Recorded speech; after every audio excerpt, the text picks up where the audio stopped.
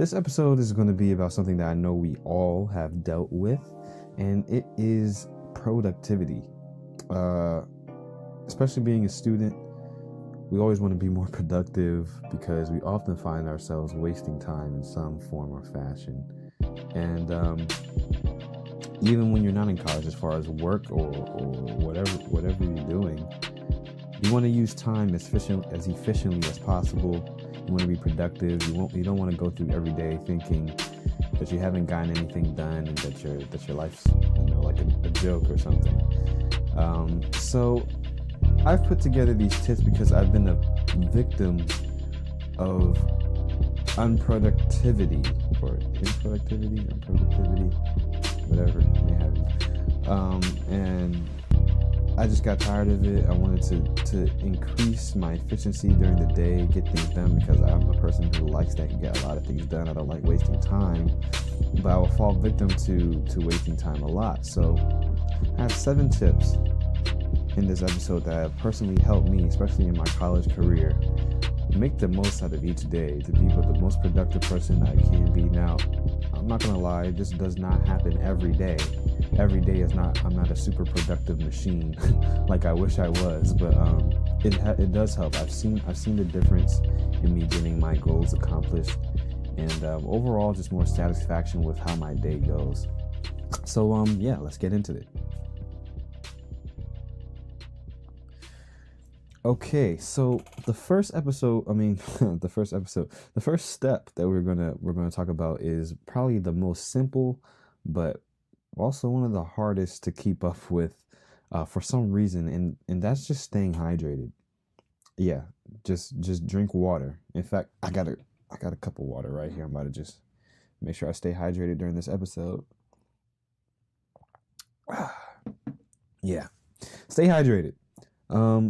The human brain is made of around 85% water. In fact, when you're not properly hydrated, it affects the brain, and you get headaches, poor concentration, reduced short-term memory. And according to my research, even your ability to perform arithmetic and do type other of psychomotor skills can be reduced if you're not hydrated enough. And this is due to the fact that dehydration causes the level of energy production in the brain to decrease. So one easy step that you can do right now, you could just pause this and go grab a bottle of water, is drink more water. It's easy, but most of us don't drink enough water during the day. Most of us walk around every day dehydrated. So you're probably thinking, well, Cleveland, how much water am I really supposed to drink a day? Now, how much water you're supposed to drink a day really depends on a lot of variables and factors, such as your age, your gender, your height, weight, activity level, things like that. But to keep it as simple and easy as possible, we've all heard the 8 glasses a day thing. Well, 8 glasses, what's a glass exactly? How many ounces in a glass? And how do I actually, know that I drink 8 glasses of water? No one really does that. That's an old thing. It's out the door. Easiest way to do it is buy yourself a reusable water bottle that has the measurement of ounces on the outside, so you can see how many ounces are in the water bottle, whether it's 19 ounces, 32 ounces, 33 ounces, whatever it is, so you can keep track of how much water you're drinking. Now, you're supposed to drink, according to my research and things that I've learned over time, you're supposed to drink about half an ounce of water, or at least half an ounce of water, for every pound of your body weight. So if I weigh 155 pounds, that means that I should be drinking at least 77.5 ounces of water a day, because that's half my body weight in ounces. So that's a simple way to do it. Easy math. If you want to be more specific about your water intake according to your personal needs, I'm going to put a link in the show notes under the episode for camelback.com. If you never heard of Camelback, they're a brand for water bottles. In fact, you could get one of their reusable water bottles and use that. And they also do things for like hikers and things like that, so they stay hydrated. It's on camelback.com, and it's a calculator, a hydration calculator, so you can see exactly how much water you should be drinking for your certain gender, age, height, activity level, how much you perspirate. Did he just say perspirate? Cleavon, you gotta do better. Stop making up these words, man. How intense your activity is. It takes all that into account to show you how much water you should be drinking. All right, so first step, drink more water. Boom, that's easy. Second step, or second tip, is make list. Now, making lists, that's easier said than done, because for some reason we just don't like to sit down and write things down. But writing lists, I think that is the most important tip out of all 7 of these tips. The first part of getting the thing done is just writing it down, because you're physically committing to writing it down, which makes it, when it's just a thought in your head, it's easy to get lost, you forget, you don't follow through. But when you write it down, that's the first step to actually getting it done. Now, this could be a list for anything. It could be a to-do list, a checklist, shopping list. You don't want to shop around all day just looking at random things that you walk by just because you walk by them. Make a shopping list. Just go to those certain things and get them. More productive with your shopping. Boom. You can make a goal list, so you could achieve your goals faster or stay focused on your goals, anything like that. Make lists. Write it down. I do this personally every single day. Before I go to sleep, I make a list of things I know need to get accomplished for the next day, whether that be personal objectives, academic, whatever needs to get done in that day. I write it down and put a marker. I use my iPhone, actually, because writing things down and then carrying a notebook around everywhere, I always have my iPhone, so I write it down on there, and I put a little check box next to it, leave it open, so that when I press it, it lights up yellow, so I know that I got it done. Now, the other thing I do, which I extremely recommend to anyone who is doing to-do lists to make their day more productive, is to put times next to your items on your list. Before, I was just putting the items on there. Okay, this needs to go. I need to go to the store. I need to get gas. I need to call this person. I need to do this assignment. I was just putting it on the list, and I knew it was on the list. I'll look at the list, and I'll try to get it done, but I rarely ever got through the majority of the list, like ever. And I was wondering, I'm like, okay, man, I'm making these lists, but they're not really working for me. So one day I just said, well, I'm going to time out each thing I put on this. So I said, okay, I'm going to wake up at this time. I'm going to go get gas at this time. I'm going to play basketball from this time to this time. I'm going to take a shower at this time. I'm going to start reading at this specific time. And when I started doing that, my efficiency, or my follow through rather, of my list increased dramatically, because when I would go off schedule, I would know that I was falling behind. Before, I didn't know I was falling behind. So I would get 2 or 3 things done when I still had 8 things on the list that I needed to get done. But I had no type of time to associate with how well I was performing.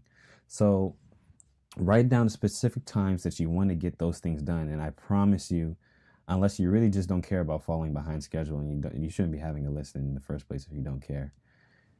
Put the times next to your list, and trust me, you will see an improvement of your follow through of your list. Now, I'm not saying that you're going to get everything done every time. In fact, that hardly ever happens.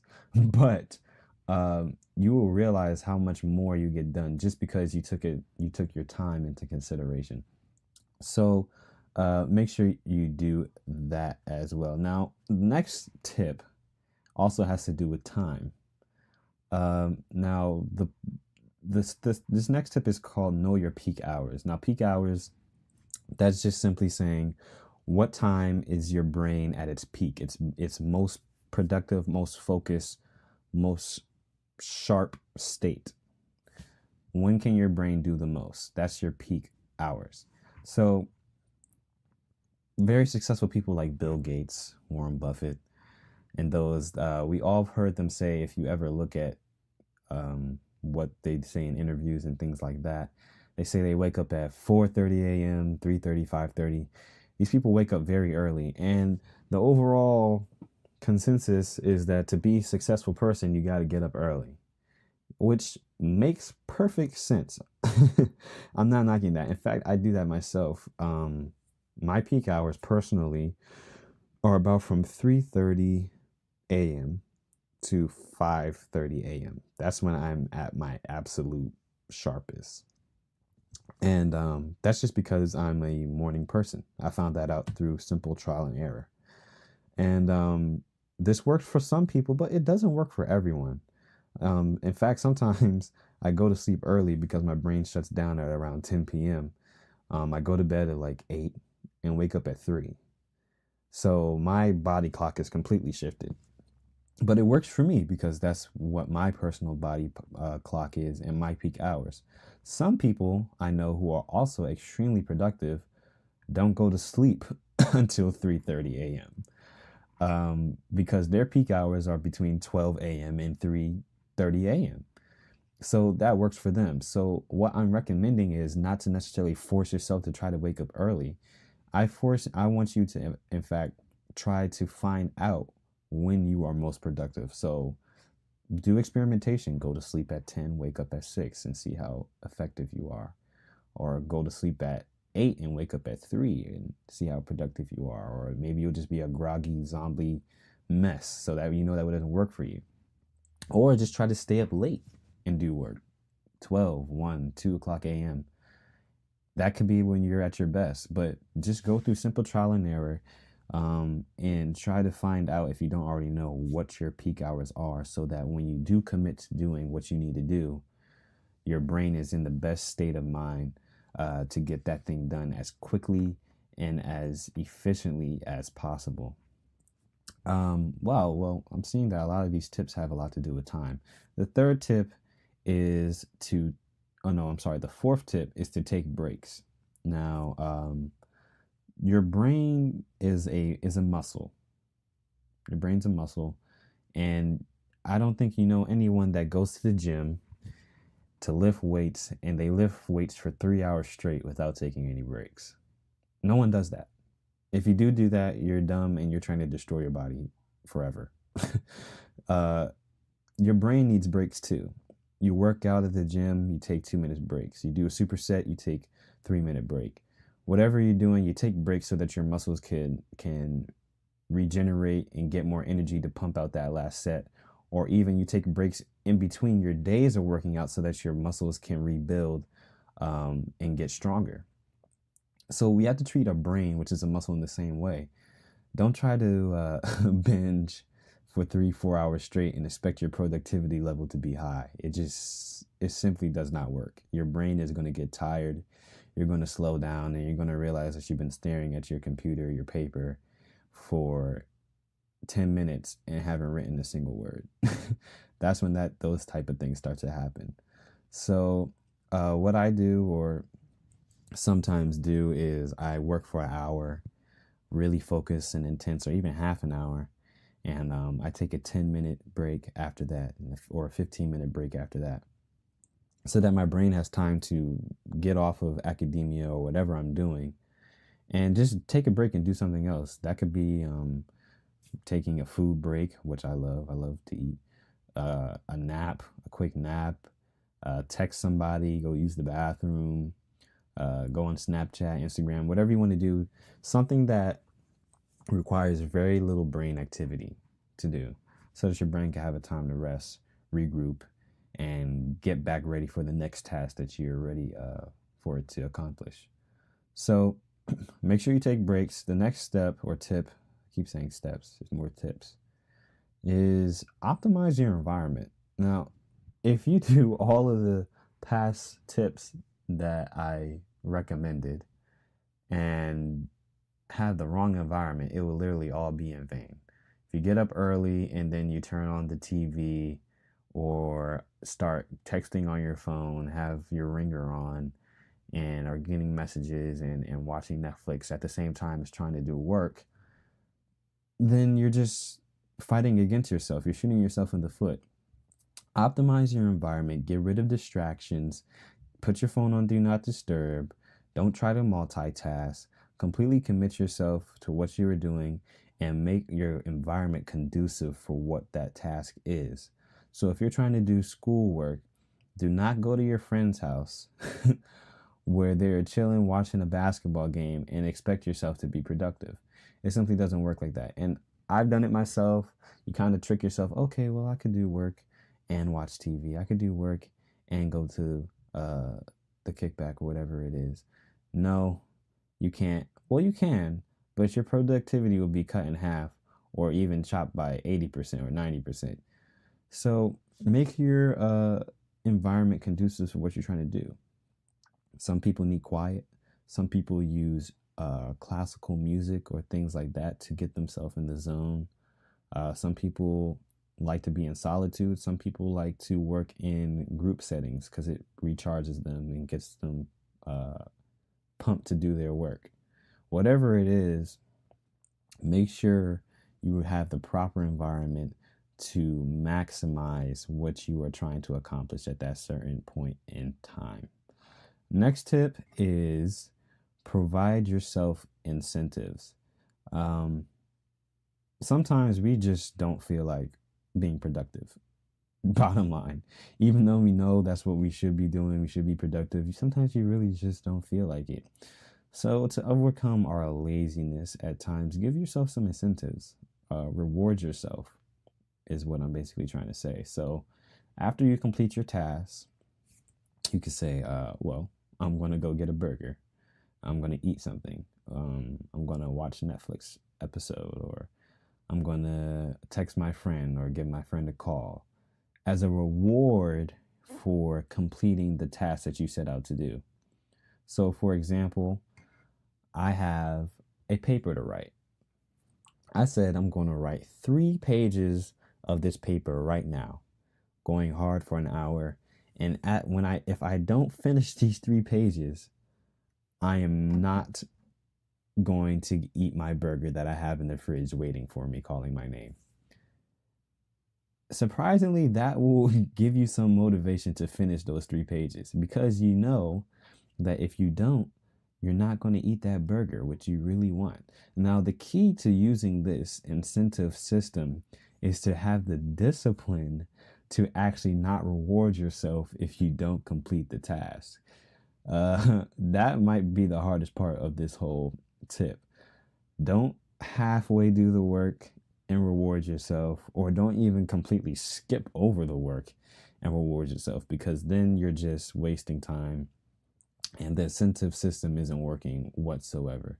So make sure you're disciplined, reward yourself with little treats for getting your work done. It feels good on both sides because you're feeling productive, you're getting things accomplished, and you're also enjoying yourself because, you know, you get to take a break, you get to eat something, you get to do something that you enjoy, as well as being productive. So that's the 6th tip. The last and 7th tip I have for you is simple prayer and meditation. I pray to God for focus, discipline, drive, for what I want to do. And I always notice a significant difference in my willpower and focus when I do that before I take on any task or any day. Sometimes I meditate in the morning to release and distress myself from whatever things I know I have laying ahead, and it keeps my mind at ease. Even if you're not spiritual, meditation and solitude can really help center yourself and just have you remain as productive as possible, because your cortisol levels are even, and you're at peace with whatever you're doing because you took that time to meditate and just become one with yourself, one with God, or one with whatever you believe in. So that's the last tip I have for you. So just a recap of what we talked about in this quick episode for being more productive immediately, things that you can apply immediately. Stay hydrated. Drink water. Just remember to drink enough water. We often don't do it. Second thing is make lists.